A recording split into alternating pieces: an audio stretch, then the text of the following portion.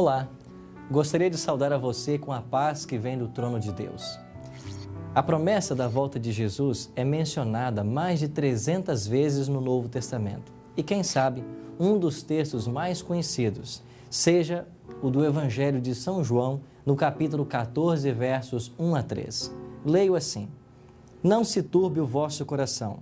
Credes em Deus, credes também em mim. Na casa de meu pai há muitas moradas. Se assim não fora, eu vou-lo teria dito, pois vou preparar-vos lugar. E quando eu for e vos preparar lugar, voltarei e vos receberei para mim mesmo, para que onde eu estou, estejais vós também. 2000 anos se passaram desde a ascensão de Cristo, mas a promessa da volta de Cristo continua no coração dos seus filhos fiéis.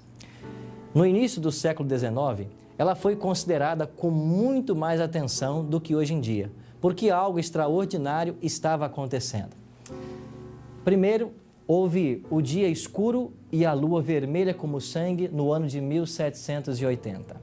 Em fevereiro de 1798, houve a prisão do Papa Pio VI. E todo mundo perguntou o que estava acontecendo. A prisão do grande líder religioso. Em 1833, nós tivemos a famosa queda das estrelas. Algo grandioso estava para acontecer.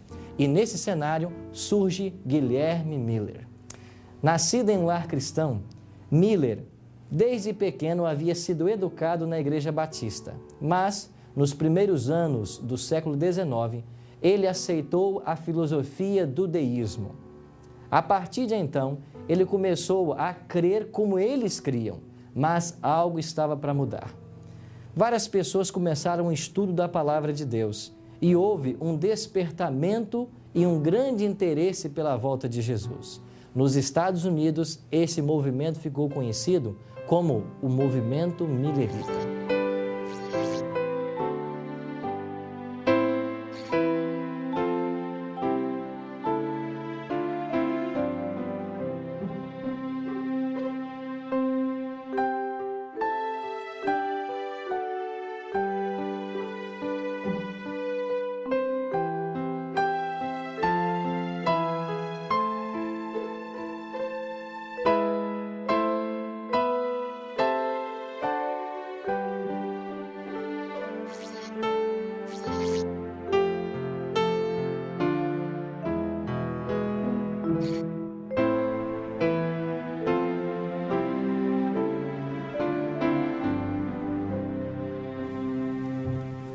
O movimento millerita nasceu no século XIX.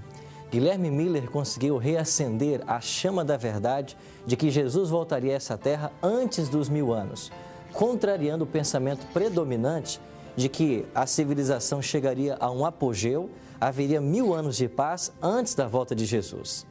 As profecias de Daniel relacionadas a períodos de tempo, desde a Idade de Ouro de Babilônia até o Quarto Império, Roma, com a sua queda em 476, era tido por todos com muita claridade. Porém, o período que separava o Quarto Império até a volta de Cristo ainda era obscuro no estudo das profecias. Em Daniel, no capítulo 12, versículo 4, o anjo disse assim para Daniel: Tu, porém, Daniel, encerra as palavras e sela o livro até o tempo do fim. Muitos o esquadrinharão e o saber se multiplicará. Essa profecia cumpriu-se literalmente. Piedosos estudantes da palavra de Deus começaram a buscar o significado desse momento profético que eles estavam vivendo. Entre eles estava Guilherme Miller. Mas Guilherme Miller não foi o primeiro a estudar as profecias de Daniel.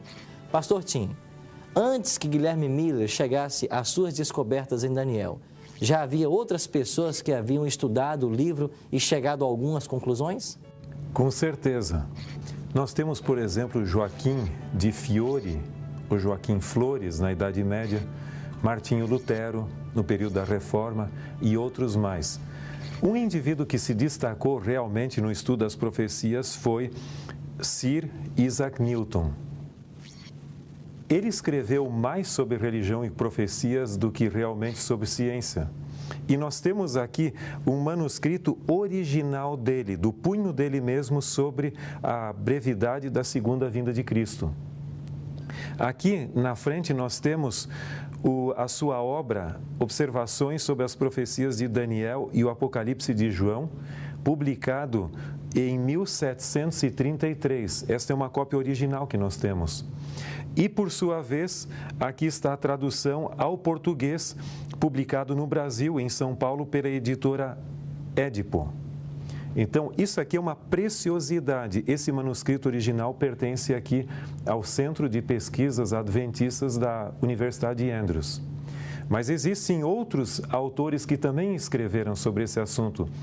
O aprisionamento do Papa Pio VI, em fevereiro de 1798, assinalou o início do tempo do fim, onde houve um grande despertamento no estudo das profecias bíblicas em todos os continentes do mundo. E Guilherme Miller e o seu movimento chamado de Millerismo foi parte desse grande movimento mundial, com ênfase aqui na costa leste dos Estados Unidos.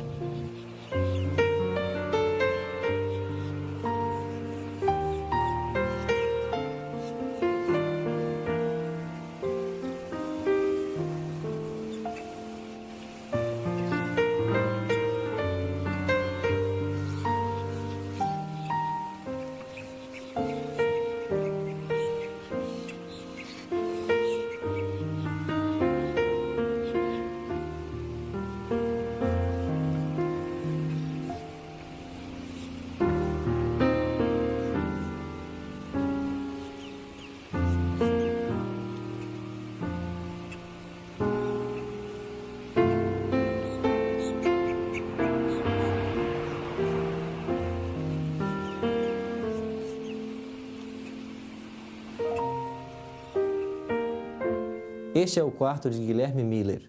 Nesta cama, Miller nasceu e morreu.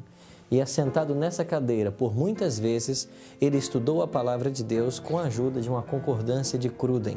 E estudando a Bíblia, ele chegou à conclusão de que Jesus voltaria por volta de 1843. Ele tornou-se o pai do movimento millerita. Pastor Tim, qual a importância do movimento millerita ou o impacto que ele causou na história americana? Guilherme Miller pregou seu primeiro sermão em Dresden, em agosto de 1831. Logo depois, ou seja, 2 anos, no dia 13 de novembro de 1833, ocorreu a famosa queda das estrelas ou dos meteoros cadentes aqui na Nova Inglaterra. Até isso foi amplamente divulgado na literatura daquela época. Mas à medida que o tempo foi passando, o movimento foi criando vulto. No início, Miller era apenas um pregador isolado e ele ia onde era convidado, aqui, ali, etc. Mas, principalmente a partir do ano de 1838, outros ministros começaram a se unir a ele. Ele recebeu uma credencial ministerial assinada por 17 clérigos de várias denominações. Então, ele não era um indivíduo por sua própria conta. Ele também havia já recebido antes uma autorização para pregar de 2 igrejas aqui dessa localidade. Mas a realidade é que a partir de 1839, do final do ano e também início do ano seguinte, o movimento criou vulto. Então, na história americana, nós consideramos o movimento millerita como existindo de 1839 até 1844 com o desapontamento. E depois houveram ramificações. Nós não temos uma ideia exata de quantas pessoas se uniram a ele. Sabemos que cerca de 200 ministros ordenados se uniram a ele na pregação da segunda vinda de Cristo nos Estados Unidos, sem contar um número bem maior de pregadores voluntários.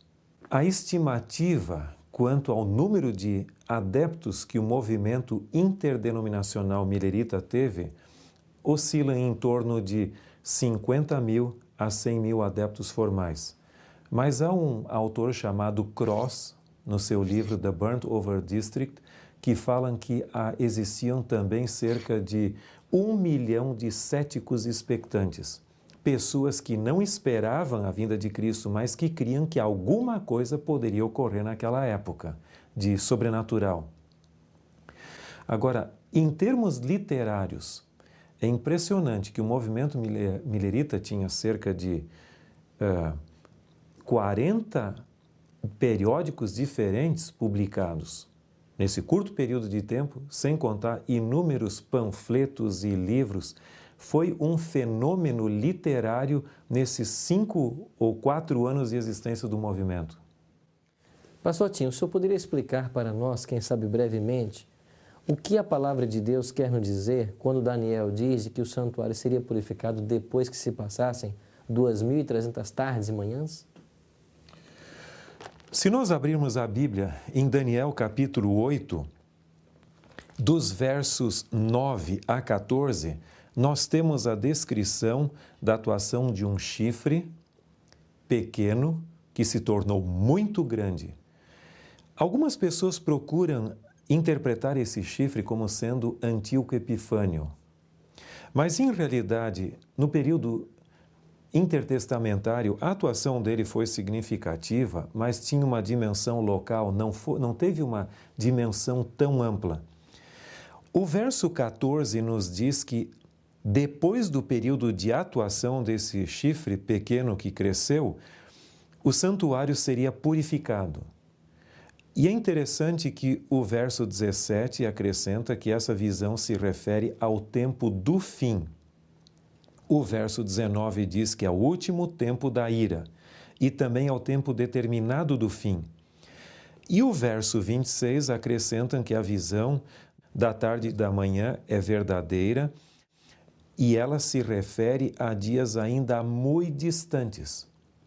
Então, um cumprimento local no período intertestamentário com Antíoco Epifânio, como alguns querem, não cumpre a expectativa da visão que diz que se refere ao tempo do fim. E eu creio que não pode haver dias posteriores ao tempo do fim em si. Então, tem que ser no período do tempo do fim, que nós cremos que começou em 1798, com o grande despertamento no estudo das profecias de que fala Daniel ali.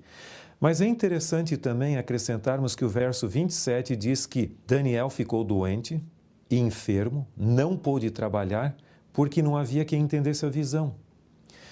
E se você ler o capítulo 9 de Daniel, versos 20 a 27, você verá que o anjo Gabriel posteriormente veio para fazer Daniel entender a visão. E ele diz no verso 23, no princípio de tua súplica saiu a ordem, e eu vim para te o declarar, porque és muito amado, considera, pois, a coisa e entende a visão. E o verso 25 acrescenta, sabe e entende, desde a saída da ordem para restaurar e para edificar Jerusalém. Então, o capítulo 9 é uma explicação à visão que Daniel não entendera das 2.300 tardes e manhãs. E aqui diz que o ponto de partida seria a saída da ordem para restaurar e edificar Jerusalém. Isso nos leva a Esdras, capítulo 7, verso 13, onde fala de um decreto para a restauração de Jerusalém. Haviam ocorrido 2 anteriores que não se tornaram plenamente efetivos. E também há depois o de Neemias, que são cartas autorizando ele para que os governadores lhe dessem permissão para passar pelo local ali. Mas em Esdras 7, 13, nós temos uma referência ao decreto de Artaxerxes, de 457 a.C., que é o ponto de partida dessa profecia. É o ponto de partida das 70 semanas, ou seja, 490 anos, que começam ali e vão até Cristo, o seu batismo, ou seja, unção, a sua morte e, finalmente, o apedrejamento de Estevão ali e o término do período teocrático em que a nação de Israel seria o povo escolhido. Esse é o ponto de partida para esses 490 anos e também o ponto de partida para as 2.300 tardes e manhãs, que, com base no princípio de ano, que nós aplicamos com base na Bíblia, quando é profecia, quando essa profecia é simbólica e quando ela está em miniatura, há símbolos, como por exemplo em Daniel 8, onde animais representam entidades maiores, como reinos, a Medo-Pérsia e a Grécia, e também você encontra aqui a alusão ao chifre, que representa um poder maior. Então, o tempo também está em miniatura e deve ser interpretado com base no princípio dia-ano. E isso nos leva, com precisão, do dia da expiação, no calendário judaico de 457, ao dia da expiação do ano de 1844, ou seja, no nosso calendário, 22 de outubro de 1844. Pastor, é a doutrina da volta de Cristo obsoleta em nossos dias? De forma alguma. O problema de Guilherme Miller e seus associados é imaginar que ao término das 2.300 tardes e manhãs ocorreria a volta de Cristo, que ninguém sabe o dia e a hora. Essa profecia realmente ela apontava para uma transição e a purificação do santuário celestial. Algumas pessoas perguntam se o santuário celestial deveria ser purificado, mas nós temos um texto muito importante que nós encontramos em Hebreus, o capítulo 9, o verso 23. Em Hebreus 9, 23 diz: Ora, é necessário, portanto, que as figuras das coisas que se acham no céu se purificassem com tais sacrifícios, mas as próprias coisas celestiais com sacrifícios a eles superiores. Aqui nos diz que também o santuário celestial precisa de purificação. Não literal, mas no sentido espiritual realmente da ministração. Então, os pioneiros do movimento adventista separaram as inúmeras promessas da segunda vinda de Cristo dessa profecia das 2.300 tardes e manhãs que tem a ver com o santuário celestial. E essas promessas da segunda vinda de Cristo continuam falando a nós ainda hoje, que ainda não tivemos o privilégio de ver o cumprimento dessa profecia. Agora, pastor, no âmbito pessoal, qual é o benefício que eu tenho em crer que Jesus logo vai voltar? Em primeiro lugar, crer na segunda vinda de Cristo literal, visível, é muito importante porque é um ensino fundamentado na palavra de Deus. E aquele cristão que vive de toda a palavra que procede da boca de Deus, como diz Mateus 4,4, ele não pode deixar de lado um ensino tão importante das Escrituras. Então, a crença na segunda vinda de Cristo significa fidelidade à palavra de Deus. Mas, em segundo lugar, ela representa também uma grande bênção para nós.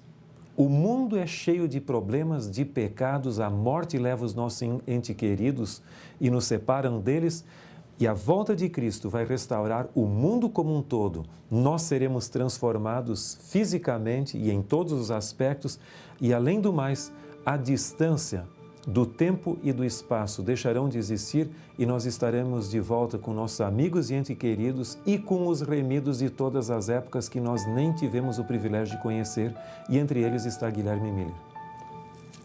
É extraordinário pensar no fato de que essa promessa do retorno de Jesus motivou Guilherme Miller e centenas e milhares de pessoas numa grande expectativa por esse evento em 1844. Eles estavam interpretando erroneamente os símbolos da profecia, mas agora em nossos dias essa promessa continua vigente e deve estar latente em nosso coração, porque crer na volta de Cristo é aquilo que motiva o cristão a uma entrega completa, a uma vida de consagração, porque em breve, como a palavra de Deus nos informa, Jesus vai voltar. E quando Cristo voltar, Ele vem para dar a recompensa àqueles que se prepararam para isso. Não deveria eu e você hoje buscar o preparo devido para receber a Jesus em glória e majestade?